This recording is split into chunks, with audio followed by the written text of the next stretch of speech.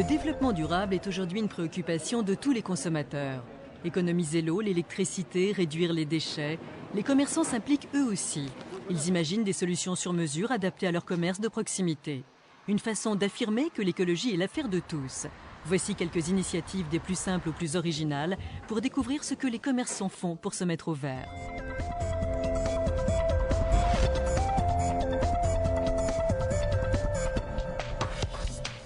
Pain au chocolat, croissants et baguettes fraîches, nous sommes de bon matin dans la boulangerie artisanale de Domitilles-Flichy. Il y a un an, cette jeune femme a décidé de créer ce commerce avec Antoine Soave, un jeune boulanger. La boulangerie de Domitilles-Flichy a pour objectif de démontrer qu'une boulangerie, commerce de proximité par excellence, peut aussi être un lieu propice au développement durable. C'est quelque chose qui m'a toujours intéressé, le développement durable. Et en plus, je pense que le commerce de proximité, et notamment les commerces alimentaires, je pense qu'on a vraiment un enjeu et un défi à relever dans le développement durable. C'est pourquoi dans leur boulangerie, Domitilles-Flichy et Antoine Soave commencent par privilégier les matières premières de proximité. Comme nous sommes des boulangers, on travaille déjà sur notre matière première qui est la farine. Donc on a une farine de tradition qui est issue de l'agriculture raisonnée. Notre meunier qui nous vend cette farine est un meunier à moins de 100 km d'ici. C'est vraiment important parce qu'au niveau du transport, ça permet de moins polluer. C'est vraiment intéressant pour cette démarche écologique. Dans une boulangerie, la cuisson du pain représente plus de 60% de la facture d'énergie du commerce. En effet, les fours qui permettent de cuire les baguettes ne sont pas des plus écologiques. Pour cuire un pain d'1 kilo, il faut à peu près 5 mégajoules d'énergie. Donc comme ça ne veut pas dire grand-chose, mais concrètement, ça représente l'énergie qui pourrait faire fonctionner pendant 3 jours une ampoule basse consommation. Alors la problématique quand on cuit du pain, c'est que toute l'énergie consommée par le four ne sert pas qu'à cuire le pain. Il y a seulement 25% de cette énergie qui cuit le pain. Comme on constate qu'une part de l'énergie de la cuisson est perdue, les scientifiques travaillent sur le développement d'un nouveau four avec de nouvelles technologies de cuisson qui permettraient justement d'éviter ces pertes de 75% d'énergie. Donc plus tard, les artisans boulangers auront à disponibilité un four avec une cuisson optimisée. C'est dans une rue piétonne de centre-ville que Dominique Sauchet a ouvert son commerce. Il est boucher depuis plus de 20 ans et considère à présent les questions liées à l'environnement essentielles dans son métier. Pour moi, en tant que commerçant, l'écologie, c'est très important. En tant que boucher, nous sommes des gros consommateurs d'emballage. On emballe nos viandes dans un film alimentaire, après plus dans un feuilletraf, et après on les remet dans un sac. On consomme beaucoup d'énergie parce qu'une chambre froide représente à peu près 10 frigos d'une ménagère, donc ça tourne jour et nuit. Pareil, l'éclairage, on consomme beaucoup d'éclairage parce que c'est allumé du matin jusqu'au soir.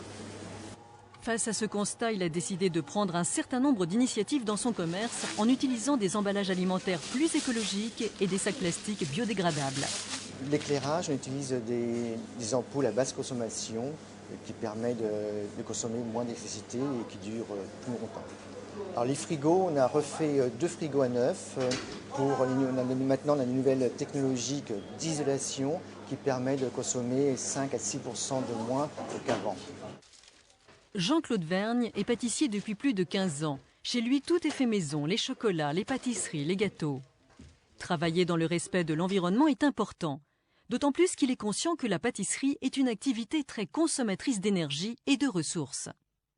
Nous sommes de gros consommateurs d'eau.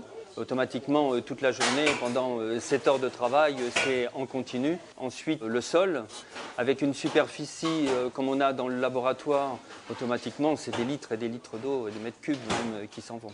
On a donc essayé de mettre une centrale de recyclage de manière à pouvoir économiser l'eau. Avec plus de 5000 entreprises et 22 000 salariés, la pâtisserie artisanale est un commerce de proximité qui entend bien améliorer ses bonnes pratiques écologiques. En général, les consommateurs sont très attentifs à l'attention du commerçant sur toutes les questions environnement, économie, d'énergie. Charge aux pâtissiers de le faire savoir, de communiquer sur ces sujets. Et on sait que les consommateurs sont très ouverts sur ces questions-là. Tri des déchets, recyclage ou réduction de la consommation d'énergie, les commerçants de proximité entendent s'aligner sur les habitudes écologiques des consommateurs. Mais l'adaptation à une boutique ou un magasin n'est pas forcément une chose facile. Une démarche globale et cohérente doit s'appuyer sur des outils concrets et précis. C'est pourquoi la boutique exemplaire a été créée. C'est un outil de démonstration des différentes pratiques de développement durable, facile à adopter par les commerçants de proximité. De la gestion des déchets au choix des produits d'entretien en passant par l'éclairage.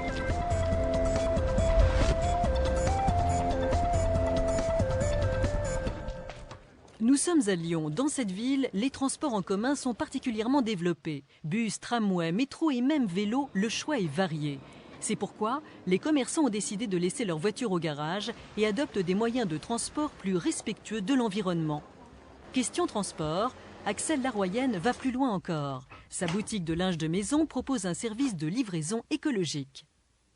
Aujourd'hui, les consommateurs recherchent un service clé en main. Nous leur proposons d'être livrés chez eux dans la journée. Les consommateurs ont donc plus de facilité à utiliser les transports en commun. Nos coursiers se déplacent à vélo, donc c'est un service qui est rapide, pas sensible aux bouchons et qui en plus est écologique. Sur l'île de la Réunion, chaque année, un habitant produit plus de 600 kg de déchets, un chiffre qui ne cesse d'augmenter. Les déchetteries de cette île de l'océan Indien arrivent à saturation, d'où l'idée de diminuer les déchets en favorisant la réparation des produits aussi divers que des réfrigérateurs ou des vélos. Réparer pour moins jeter, une idée oubliée, mais qui revient au goût du jour. Au niveau de la réduction de la quantité des déchets, un des gestes qu'on essaye de promouvoir, c'est la réparation en fait, pour allonger la durée de vie des objets et que les personnes aient le réflexe de réparer. Puisque nous, on a fait une petite enquête sur notre territoire, on s'est aperçu que 64% des personnes interrogées ne connaissaient pas l'existence de réparateurs, voire même d'associations pour donner des objets. Pourtant, l'île de la Réunion dispose de plus de 230 ateliers de réparation. À la Réunion, les métiers de la réparation sont assez nombreux.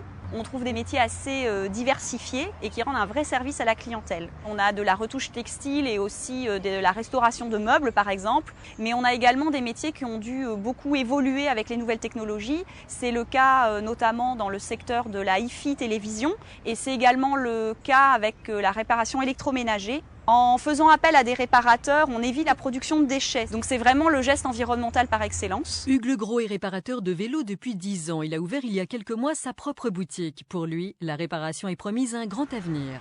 La récupération, ce n'est pas des choses qui sont intégrées, mais il commence à me ramener quelques modèles pour se débarrasser dans un premier temps. Et puis quand ils voient qu'on peut en faire encore quelque chose, ils en parlent autour d'eux et ça va assez vite. Ouais. C'est prometteur, je pense.